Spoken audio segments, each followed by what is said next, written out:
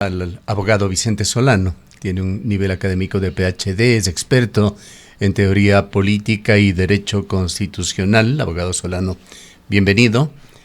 Quisiéramos conocer su punto de vista sobre este caso que sigue día a día debilitando como función del Estado a la judicatura. ¿Cómo ve usted los riesgos que significan la continuidad de Mario Godoy frente al Consejo de la Judicatura por días, semanas, a lo mejor meses? Muy buenos días, querido Gustavo. Muchísimas gracias por la invitación. Buenos días a la querida Rosana y a todos que nos ven y nos escuchan por Antena 1. En realidad, creo que la preocupación no es solamente de los que en este caso estamos, diríamos, en la palestra pública discutiendo sobre derecho, de todos los colegas. Efectivamente, creo que hay una preocupación general. Incluso en los días anteriores, decenas de colegas, docentes, en este caso, dedicados también al libre ejercicio, académicos, han, digamos así, hecho una propuesta formal sobre la necesidad de la renuncia inmediata del presidente de la Judicatura, Mario Godoy. Me parece que en esa línea, más allá de que los procesos tanto judiciales como políticos en los cuales estén inmiscuidos tanto el señor Mario Godoy como también algunos de sus principales asesores, o en este caso quienes han ostentado cargos dentro del Consejo de la Judicatura, me parece que sí hay una necesidad de instaurar obviamente una validación ética y moral sobre la continuidad del señor Mario Godoy en el Consejo de la Judicatura.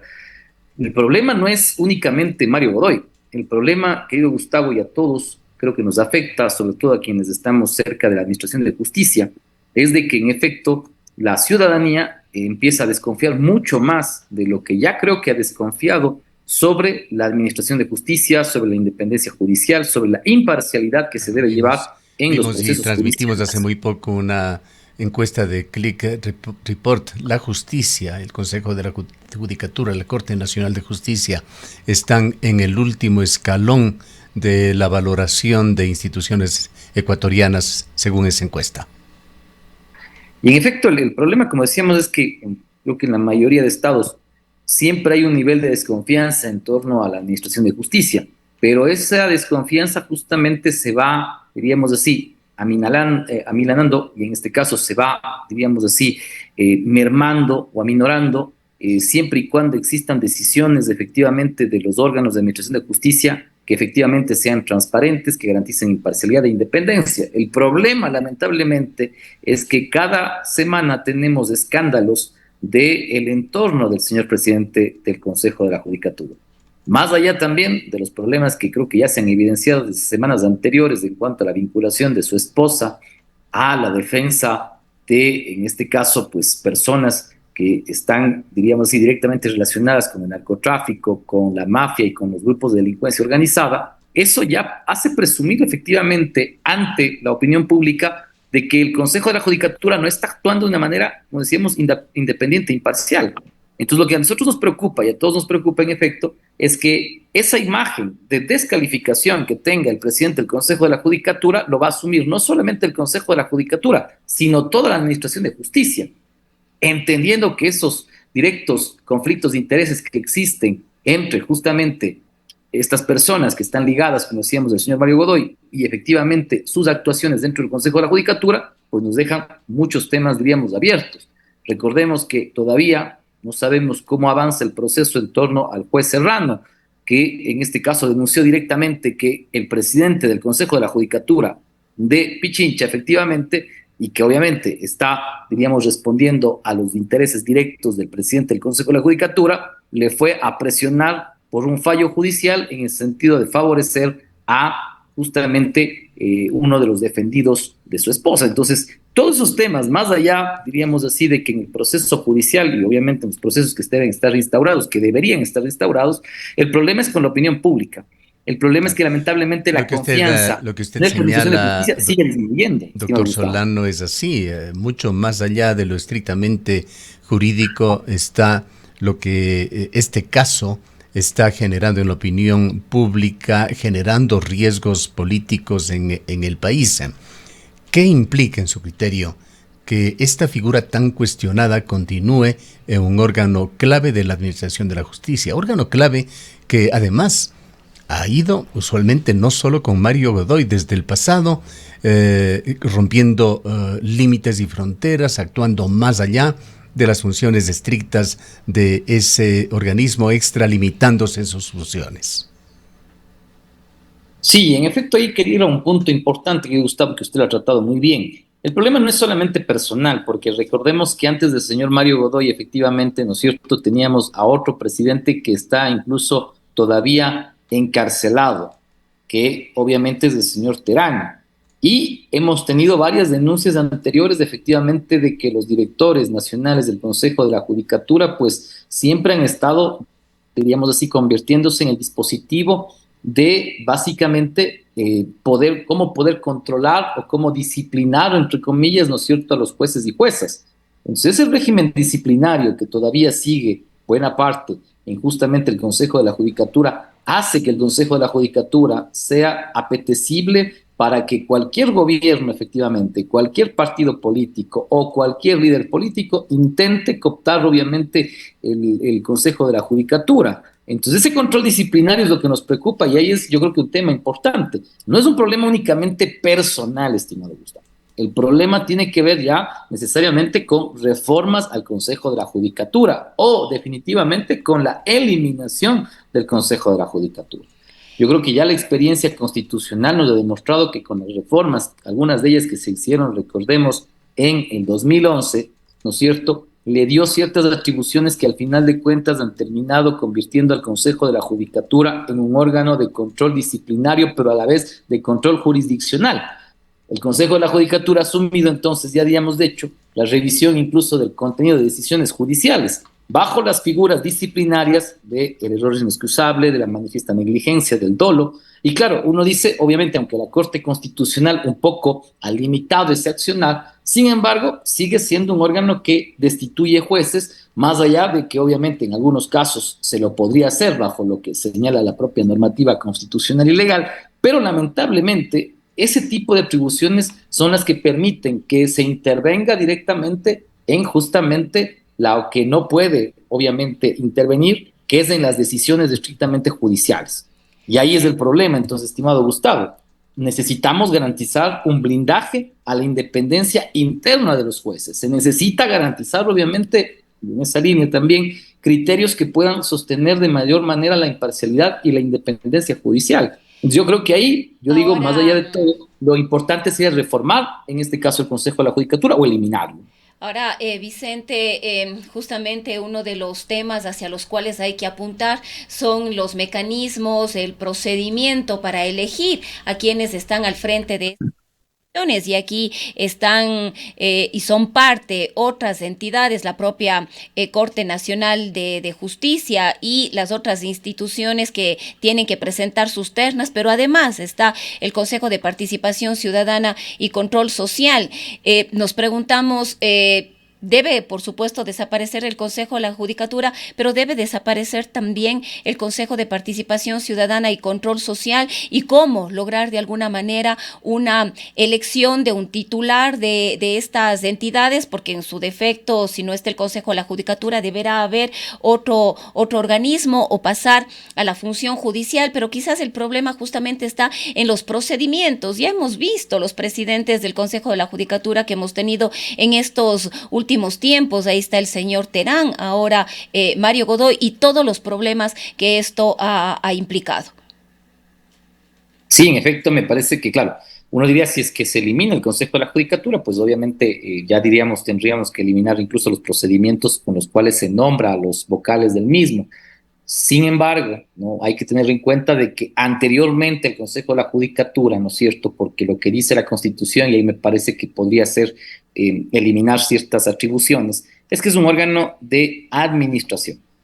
Y un órgano administrativo, entonces, lo que debería resolver es lo que pasa en el sistema de administración de justicia a diario. O sea, aquí en Cuenca también tenemos, en efecto, juzgados donde los jueces no tienen ni siquiera papel, donde el juez tiene que llevar el papel bond para poder, en este caso, ¿no es cierto?, imprimir cualquier tipo de acto, en este caso, y no es posible entonces de que tengamos un complejo judicial que esté cada vez más deteriorado y que efectivamente no se garantice incluso la seguridad de juezas y jueces a nivel nacional, porque varios jueces han denunciado que efectivamente ni siquiera hay para ello. Entonces, el Consejo de la Judicatura tiene muchas cosas que hacer y que le debe al país y a la Administración de Justicia, pero que no las está cumpliendo. Pero mientras tanto, en cambio, siempre hablamos de destituciones de jueces y juezas, que algunos obviamente podrían ser, en este caso, correctos. No obstante, esa misma discrecionalidad y esos tipos abiertos que se tienen para las sanciones disciplinarias son las que permiten entonces que el Consejo de la Judicatura, como digo, pueda utilizar ese poder disciplinario y ese control disciplinario para, más que nada, diríamos así, sancionar, entre comillas, a ciertos jueces que probablemente no estén de acuerdo con, o digamos, con decisiones que efectivamente incluso el propio Consejo extremadamente grave, doctor Solano. Ya lo vimos en el caso denunciado por el juez Serrano, y eso nos lleva a una preocupación mayor, quizá lo principal, y le preguntamos a usted, en su calidad de experto en teoría política, ¿cómo se relaciona esta crisis judicial con la estabilidad política, con la gobernabilidad del país? Bien, la situación es complicada porque decíamos, mire, lo primero es que si hubiera sido necesario o importante la posibilidad de que el propio presidente de la República comience a desarrollar las posibles reformas constitucionales que se deberían dar y que se pueden dar solamente con la Asamblea Nacional. ¿Qué quiere decir eso? La reforma parcial, por ejemplo, de la Constitución, que permitiría limitar el Consejo de la Judicatura, limitar el Consejo de Participación Ciudadana y Control Social y otros elementos que son parte para la superación de una crisis política. Como lo decía bien Rosana, tenemos esos temas que se pueden reformar y que no necesitan asamblea constituyente. Entonces, el problema lamentablemente es que no tenemos, yo creo que ahí tenemos un déficit en torno a la autoridad ejecutiva, y dos, obviamente, por eso es que la situación lamentablemente también en la Asamblea Nacional realmente es totalmente catastrófica, yo creo.